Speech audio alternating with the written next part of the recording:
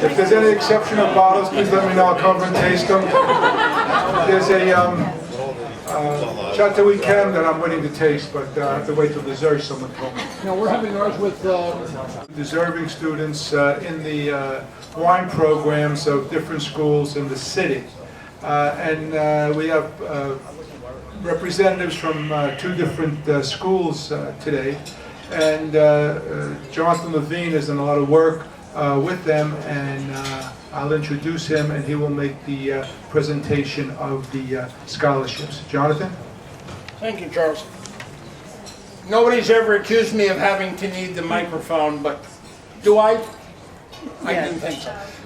The Guild decided last year that we wanted to give back to the community and to try to promote wine writing and wine in general as a career choice. So we decided to work with New York City Tech and Fairleigh Dickinson and other public institutions as opposed to the private institutions, because we wanted to give to those people who are residents of the metropolitan area and going to public institutions. Last year we gave 3 scholarships to deserving students, one of whom, I'm proud to say, graduated first in her class, valedictorian of New York Tech, and is working at Porterhouse. Porterhouse? Yes. At Porterhouse, assisting Roger DeGorn. And this year we're giving scholarships to a student from Fairleigh Dickinson and from New York Tech. I'd like to introduce our scholarship winners. Of course, I've written this down and now I can't read my handwriting. Erin Rodebush from New Jersey, from Fairleigh Dickinson. Erin has graduated, is interning this summer with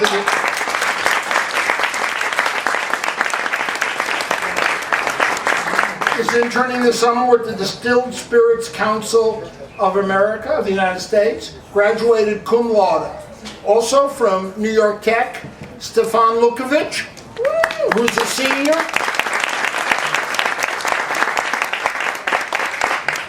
The scholarship money, $500 each, will be used to pay for an additional wine course for these individuals. Also, any of you here who are distributors, importers, retailers, public relations people, who are looking for good wine people, this is a networking as well as a celebration party. So you've got these 2 students here, and make sure if you're looking for good, bright, young talent, there they are. Erin, Stefan, can you come up here, please?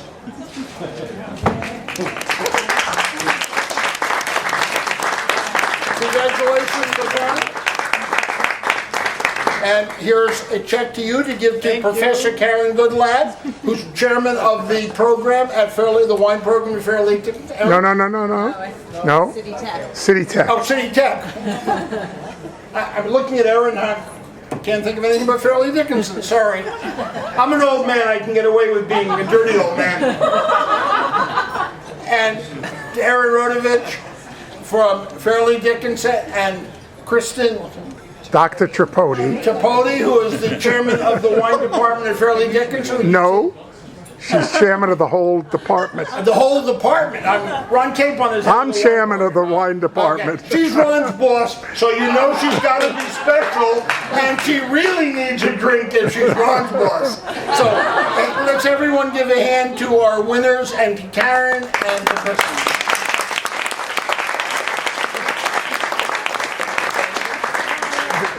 They'd like to say something. Yes. Just the way I wrote it. Hi. Thank you guys so much for letting me be here. First, let me say that I'm very honored to be here, and I'm blessed to have received this scholarship. Recently, my eyes were opened to the complexity of wine and spirits and the rich history of the industry due to a spirits and wine beverage management course I took at Fairleigh Dickinson University.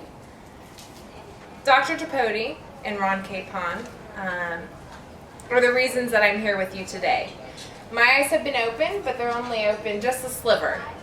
There is so much more for me to learn about the industry, the business of bringing wine to the market, as well as the incredible and complex culture that surrounds wine. I'm looking forward to my growing education and possible career in this industry, and this scholarship will help me take those next steps. Not to mention being a college graduate, my parents can't wait for me to start paying my own bills. Thank you, Professor Capon and Dr. Tripodi, for your patience, encouragement, and teaching me all that I know. And the Wine Media Guild for selecting me as a recipient for the scholarship.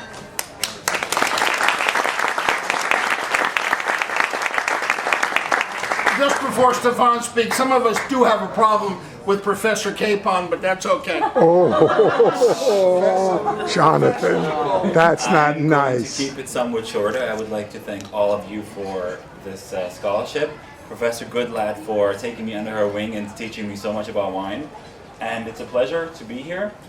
And you guys seriously know how to sort of throw a party. I received a scholarship from the Beverage and Food and Beverage Association of America. It was a little stiffer than this year. This is way more fun than the other one. So thank you very much.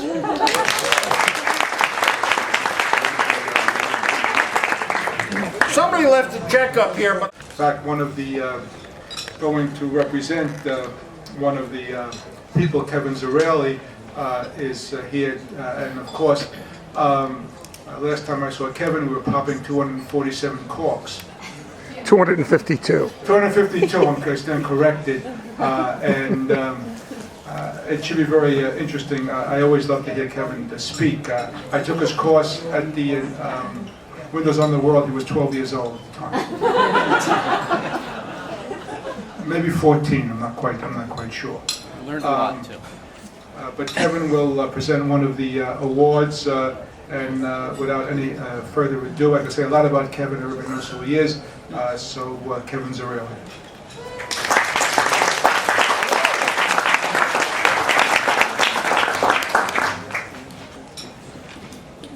Oh my God, it's Kevin Zarelli. Hey, Ron, how you doing, man? All Haven't seen right, you in a long time. all right, Kevin. How am I doing, Ron? You're fine, Kevin. See me? Yes. See me there, Ron? Hey, a little round of applause for Charles. Come on, a little round of applause. Yeah, and I appreciate the fact you brought up my class, but the other problem is he failed the class. He didn't bring that part up because he was drinking all the wines long before we were supposed to drink them. But I'm here tonight on behalf of Jerry Boyd. And I'd like to, actually, he gave me his speech that he wanted me to read, so I'm going to read it verbatim, if I may. And he does a good job. He's got the heading, Hall of Fame Acceptance, June 2011. I like that. And I'm going to read it exactly the way he put it. I asked my old friend Kevin Zarelli to read these few words tonight for two reasons. The first and most obvious is I'm not here to do it myself. Jerry, are you here? Come on. If you're here, come on up. That's for Jerry. You send that over to him now, okay? The second reason is Kevin and I share some history in the development of wine appreciation in the United States. In the late 1960s, while living in Colorado, I decided to try my hand at wine writing.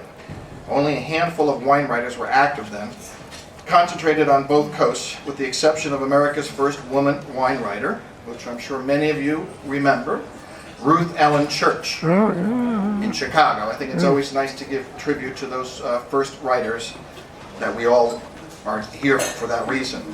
Today, there's no telling how many people are writing about the pleasures of wine, a positive sign that consumers are thirsty for more knowledge and tasting experiences. Eventually, by the way, this is a 20-minute speech. I don't know if I brought this up here right now, so just keep drinking. Don't worry about it, right? We got plenty of time, right? It's not actually. Jerry's very good. Eventually, with all that writing and exposure, the floodgate opened with wine flowing everywhere in America's major cities. As a matter of fact, in 1970, there were 600 wineries in the United States of America. In the United States of America, today there's over 6,000. So the revolution has taken place over the last 40 years. One person who knew a trend when he saw one, I'm reading it verbatim, is Kevin Zarelli, founder of the Windows on the World wine course. I helped him write it, actually. Let's be truthful about this. I wanted to get my name in as many times as possible. In the late 1970s, Marvin Shanken. Ooh.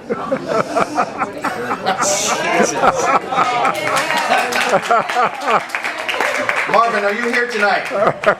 No, I don't think so. Okay. Billy Gloria, who's his enforcer, is. Okay.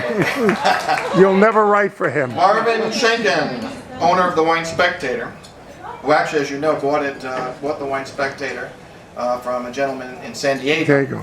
for a very low amount of money, and at that time, as you can remember, no, it was a good deal for everybody. But the fact is, it was just a regular newspaper, and I think that if you take a look at it, it's the #1 selling wine magazine in the United States of America.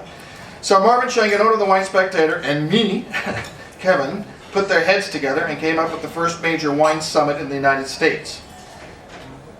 Jerry's saying, I was the editor of the Wine Spectator, then I can tell you that I was impressed at how fast things were moving and how many people wanted to get on board the wine juggernaut. It was the dawning of a new age, and I was smack in the middle of it. In those days, the Wine Spectator was a vanguard of wine publications, but it wasn't the only journal striving to inform American wine consumers about the proliferation of wines that seemed to be emerging from every corner of the world. And I wanted to be a part of that surge. So I returned to freelance writing, where I've been to this day. There is one more chapter into my journey as a wine writer. Electronic media. Anybody into electronic media? Yes. A little round of applause for electronic media. All right, never mind. I want Jerry to hear this, that's all I want to say. Among the members of my family and friends, I am known as a Luddite when it comes to embracing the digital world. But embrace it I did by writing a column for the internet site Wine Review Online. It's an easier transition than I ever had imagined from the printed word, he's telling you right now, to the electronic word, but for me it was almost a career come full circle. That actually thing that I did with Marvin Schenken was called the New York Wine Experience, so we first started that in 1981 and then took over the California Wine Experience. So it is with humility and pride that I accept this honor tonight, knowing that in some small way I help to teach Americans about wine. Pat, you doing all right? Step with me. Come with me. Come with me. I want you to see Pat, Jerry. Pat's here. I got 3 sentences to go. I help to teach. Oh, my phone's ringing. I'm so sorry. I have to take my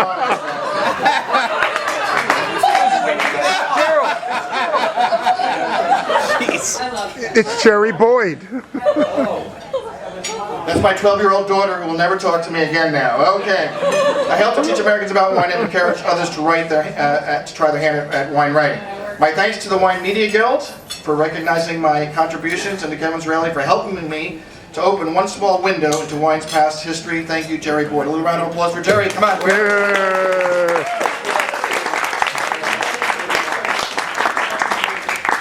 We hereby induct Jerry Boyd into the Wine Writers Hall of Fame.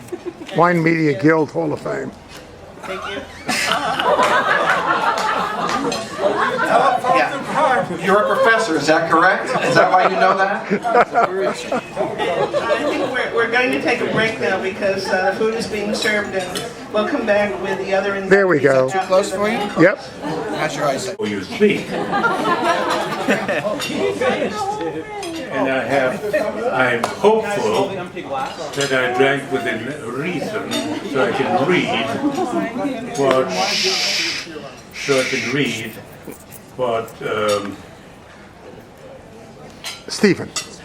I beg pardon? Oh, so I thought you were going to ask who it was. No, I know. Stephen Spurrier is a very special person. A very special person.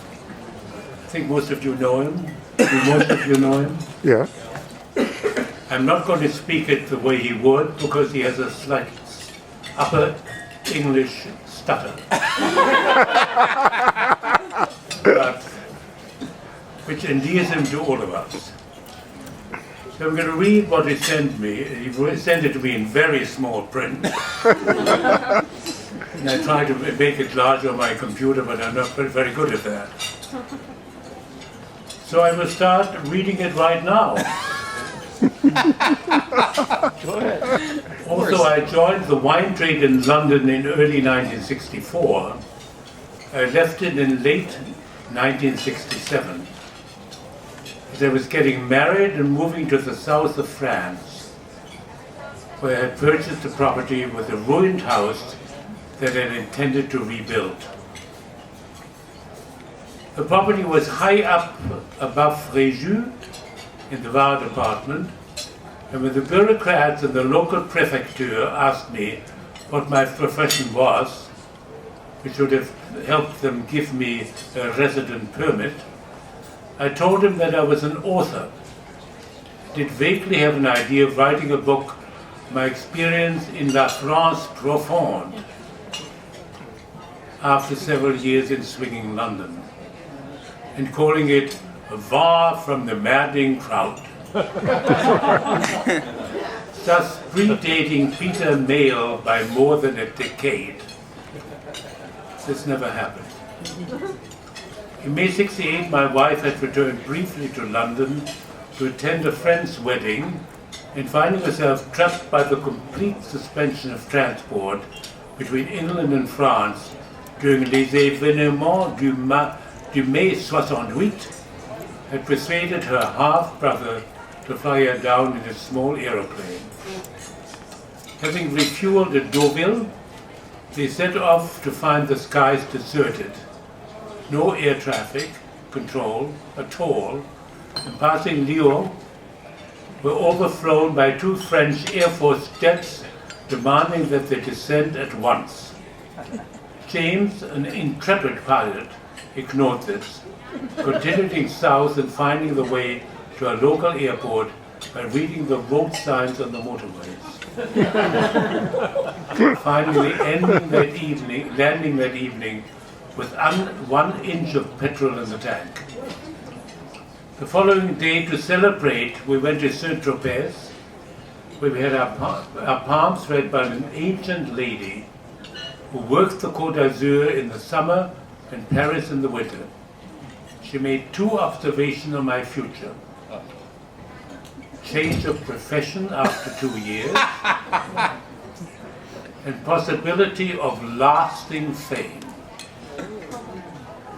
Both these observations seemed odd to me, but in the autumn 1970, the rebuilding of the ruin having been abandoned halfway, we went to Paris and found a job working for a small wine shop called Les Caves de la Madeleine, which I subsequently bought in April Fool's Day 1971.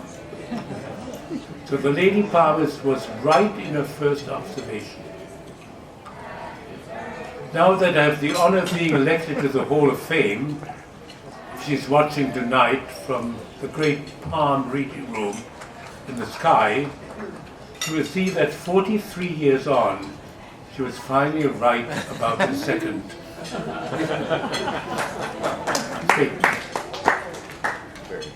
I have to admit that some fame came earlier, following the Paris tasting of 1976, which accurately described in George Taper's 2005 book, The Judgment of Paris, and inaccurately recorded in the movie Bottle Shop. The final 4 lines in Taper's book are, looking back on a lifetime spent around wine, Spurrier says, I'm still totally 100% in love with wine, the wine trade and the people in it. I've been very fortunate indeed. The wine has brought me more than I could ever have imagined. This is even more true today with the great honor of this award. Thank you very much.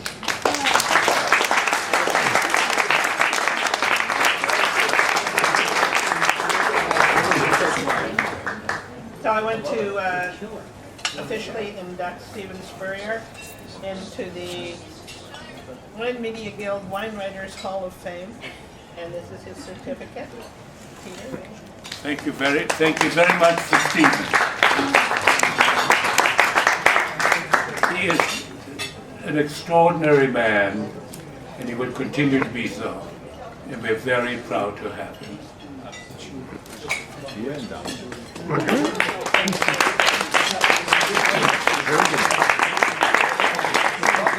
Thank you, Peter. I asked Peter if he came by bicycle. He told me no, he's with his wife. So they're going to bicycle good for 2. This dinner, in fact, was the idea of Pat Savoy. I should say, actually, I'm her co-chair. And The dinner was her idea, and I think it's been very successful the last 4 years. And I would like to thank two people in particular. One, our outgoing treasurer, Cynthia, who of course has put up with a lot of different people who don't send in their checks, so forth and so on.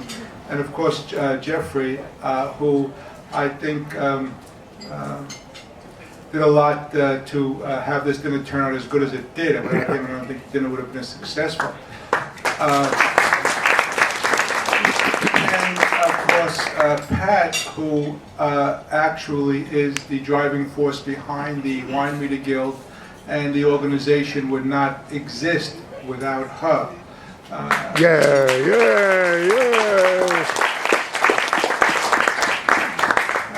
The work that she does and the effort she puts into it and the time she puts into it, and to make the organization successful, and all the problems which we deal with every day with the 8 different tastings during the year and the dinner and this dinner was, shall we say, interesting at the least in coming about, but at the end it all worked out very well. And Pat is going to now present the last certificate honoree to Tom Stevenson. Pat.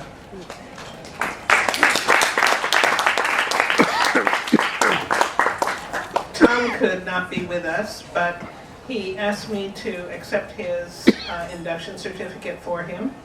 Tom has really been writing about wine for over 30 years. He's written 23 different books, received several literary awards for wine, and probably the best known is the Sotheby's Wine Encyclopedia, which has been published continuously since 1988. He has more than 50 publishers worldwide in a variety of languages, and he specializes in champagne. So his book called Champagne, which was published in '86, is a basic resource for the industry. And he also authored the Christie's World Encyclopedia of Champagne and Sparkling Wine. He also loves Alsace, and he wrote the Wines of Alsace in 1993, also very critically acclaimed, and won several Best Wine Book Awards. So I will officially induct Tom Stevenson into the Wine Media Guild Wine Writers Hall of Fame.